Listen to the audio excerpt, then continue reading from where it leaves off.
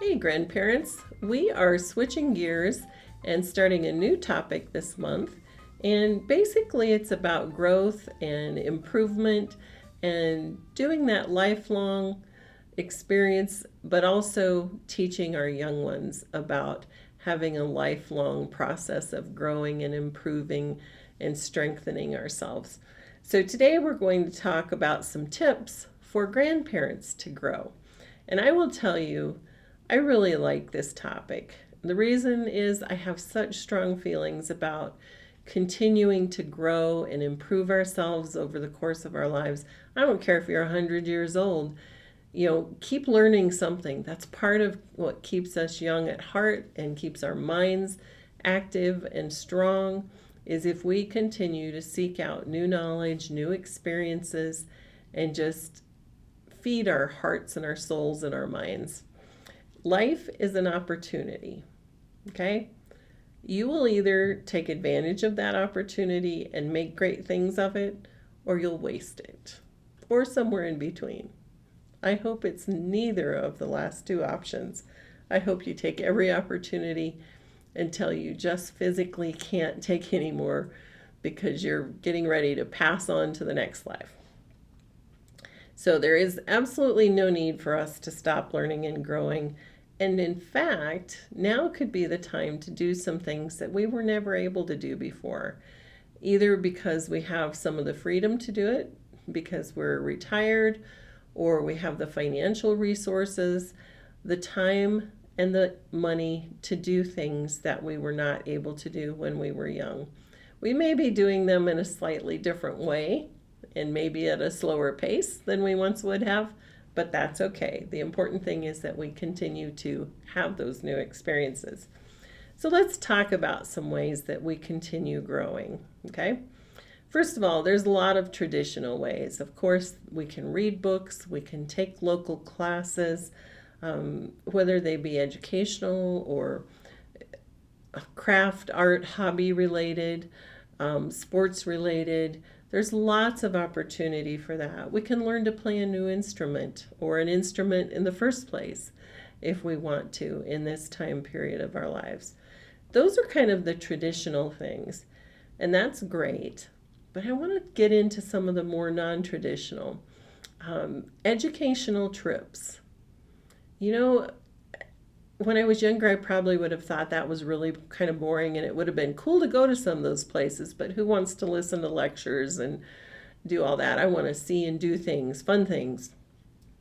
Now I look a little more at what I'll learn. If I'm, first of all, if I spend the money and expend the time and effort to do a trip, what experience will I have?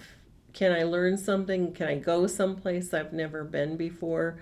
Learn some new things about geography, history, and there are some amazing tours available, especially for elder adults, and most of those activities are adults only, no children, so they're designed to be for a more mature market and audience, and you may have lectures in the evening and touring during the day.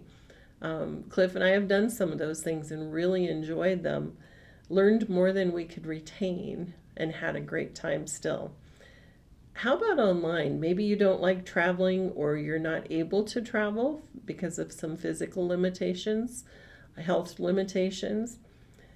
One of the great things about our modern age is the online world. It can be highly negative, but it can also be highly positive. And one of the positive ways is virtual tours. There are all kinds of virtual tours. There's historical, architectural, art. You can tour museums, you can tour cities, historical sites. It's amazing. So I have some search terms for you. One is virtual tours. Another is travel from home. Travel themed date night. I thought that was awesome. What a great idea for a date night with your spouse. Maybe you cook spaghetti and have a tour of Italy while you're eating your your unique meal you cooked. Museum virtual tours.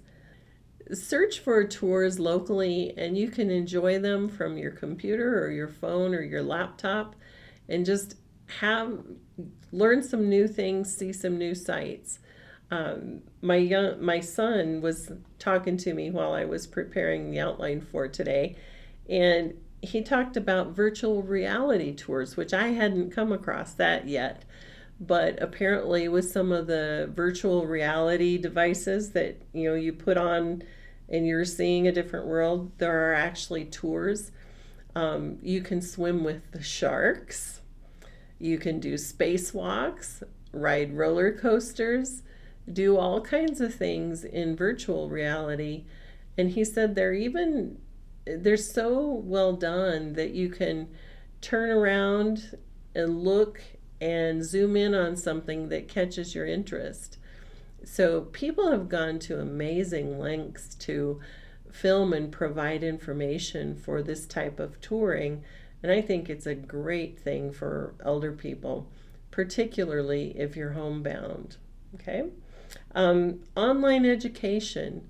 If you want to continue doing traditional study as far as earning a degree, you have lots of opportunities now to do that. And every once in a while you see articles in the news about people in their 80s earning college degrees.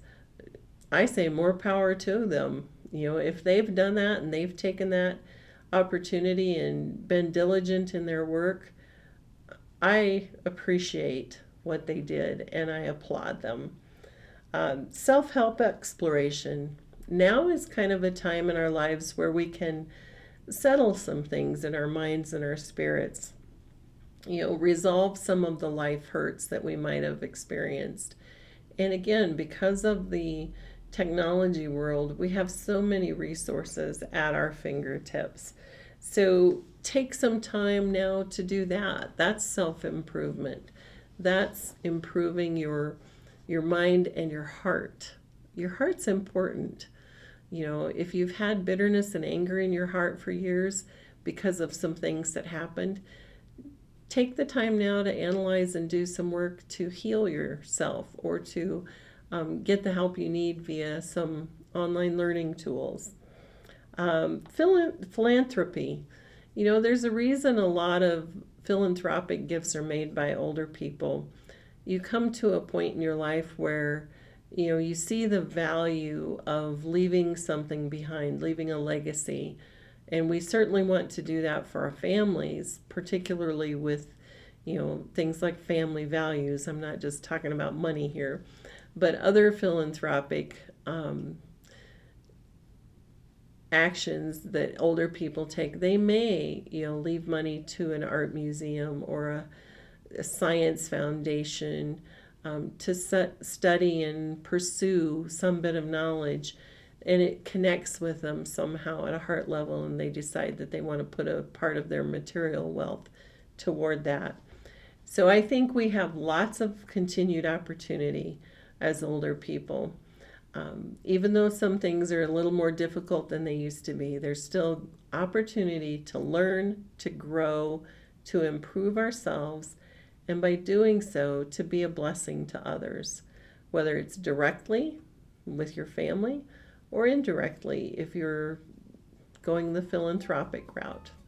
So be grand, my friend, and let's continue our discussion of improving ourselves and teaching our grandchildren to learn through a lifetime.